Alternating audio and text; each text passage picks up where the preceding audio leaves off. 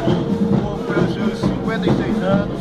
A Massy está na rua a partir das 5 horas da manhã, colocando os parabéns, especialmente.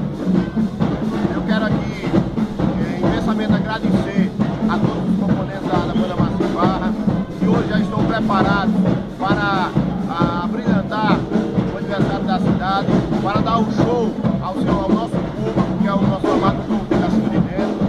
E esperamos que a população toda esteja na cidade a partir das 3 horas da tarde. Teremos o desfile, várias bandas fanfarras de várias cidades e a nossa Massy, que vamos dar um show, vamos arrebentar.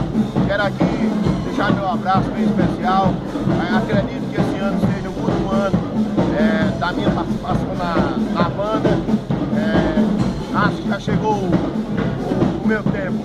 Então, quero agradecer a cada um, aos 27 anos de história, cada componente, aos meus amigos, ao prefeito Edmilson por tanta confiança durante esses anos. E obrigado a vocês, a Liliane, obrigado a Anaci, a todos, não tenho mais palavras. Obrigado. Essas palavras do nosso instrutor e diretor Neto, da banda Massy.